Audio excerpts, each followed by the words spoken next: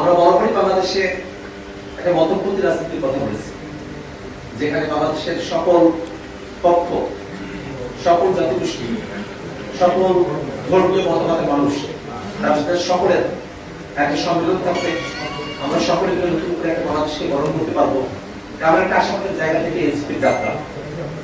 খুব অল্প সময় হলো জাতীয় নাগরিক কমিটি, সেখান থেকে জাতীয় নাগরিক পার্টির উদ্ভব।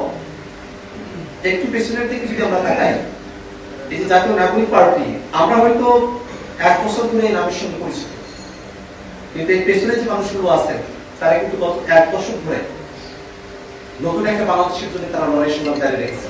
জাতীয় নাগরিক পার্টি এনসিপি তে যেসব তরুণদের আপনারা অন্তর্ভুক্তি দেখেন, যেসব মানুষদের অন্তর্ভুক্তি দেখেন, তারা তাদের বিশ্ববিদ্যালয় জীবনে, কলেজ জীবনে এই বাংলাদেশের যে বিপদ এবং স্বৈরাচার তার বিরুদ্ধে তারা নিরন্তর তারা সংগ্রাম করে এসেছেন।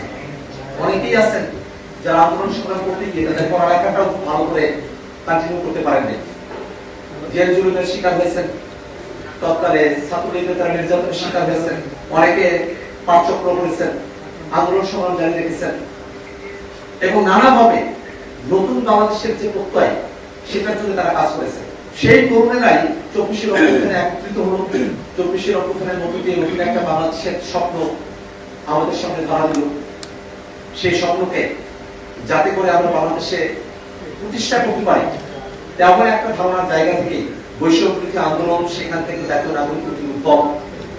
জাতীয় নাগরিক কমিটির পরের যে যাত্রা, আমরা বাংলাদেশে যে রাজনৈতিক পরিবর্তন, সেখানে তরুণদের অংশগ্রহণ, জনগণের কথা বলা, বিশেষত বাংলাদেশের সংস্কারের যে কার্যক্রম সেটাকে বাস্তবায়ন করা এবং বিচারকে দৃশ্যমান জায়গায় উন্নীত করার সাথে জাতীয় নাগরিক কমিটি থেকে জাতীয় নাগরিক পার্টি এনসিপি উদ্ভব।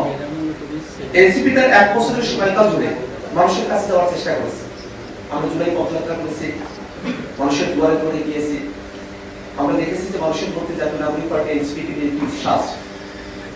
জাতীয় নাগরিক পার্টি এই অল্প সময়ের মধ্যে বাংলাদেশের এতগুলো জেলা, উপজেলায় কমিটি বিস্তৃত করা, নিবন্ধনের মতো একটা বিশাল কর্মযোগ্য সম্পাদন করা, তাতে সারা দেশের নেতা কর্মীদের অংশগ্রহণ এবং সবগুলো জায়গাতে জাতীয় নাগরিক পার্টি এনসিপি কথা বলা, এই প্রত্যেকটা বিষয় বাংলাদেশের মানুষকে এনসিপি আস্থাশীল করে তুলেছে। আমরা এবারে নির্বাচনে অংশগ্রহণ করেছি,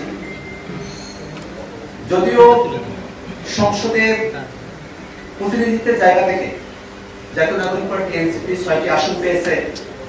বিএনপি এবং জামাতের পরে একক দল হিসেবে 6টি আসন পাওয়ার ঘটনাকে অনেকে বড় করে দেখেন, কিন্তু তার থেকে একটা জিনিস সেখানে বিতর্কভাবে আমাদের কাছে আরো বেশি গুরুত্বপূর্ণ আকারে আমাদের কাছে ধরা দেয়।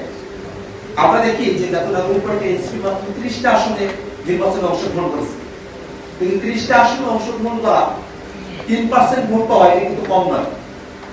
আমরা যদি ভোটের পার্সেন্টেজ হিসেবে দেখি, সংসদের প্রতিনিধিত্বের জায়গা থেকে এনসিপি যেমন দল হিসেবে 3য় সংখ্যাগরিষ্ঠ, ভোট পাওয়ার জায়গা থেকে মাত্র 30টা আসনে নির্বাচন করে ভোটে রেশিওতে 3য় অবস্থানে চলে আসা, এটা এনসিপির সবচেয়ে বড় সফলতা।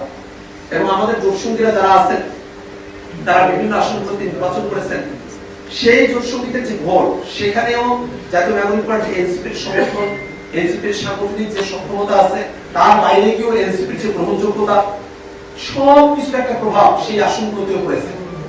এই সবকিছু মিলিয়ে আমরা দেখি যে এনসিপির সারা দেশব্যাপী এই সাপড়াকলি মার্কার প্রতি জনগণের যে একটা আস্থা এবং জনগণের যে বিশ্বাসের একটা জায়গা তৈরি হয়েছে, সেটাই আমাদের কাছে সবথেকে বড় প্রাপ্তির জায়গা।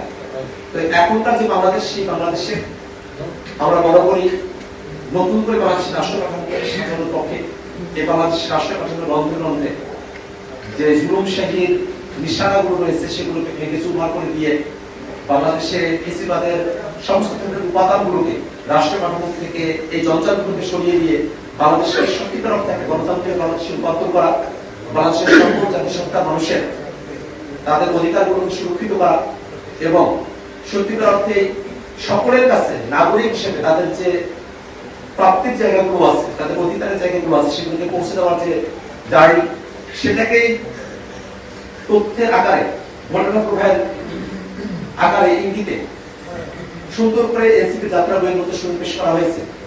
এটা একটা 1 বছরের যাত্রা বা তারও একটু কম সময়ের যাত্রা পথ সেখানে উল্লেখিত হয়েছে, একটা দীর্ঘ সময় এনসিপির সামনের দিকে যাত্রা থাকবে। তো আমরা আশাবাদী ইনশাআল্লাহ যে যাত্রা এনসিপি শুরু করেছে বাংলাদেশে, যে পথ চলা শুরু হয়েছে এনসিপি, সেই পথ চলা বাংলাদেশ রাষ্ট্রটিকে নতুন করে গড়া, বাংলাদেশে সকলকে ধারণ করে দেশটাকে সামনের দিকে এগিয়ে নিয়ে যাওয়ার মধ্য দিয়ে এই যাত্রা সামনের দিনে আরো উন্নত হবে।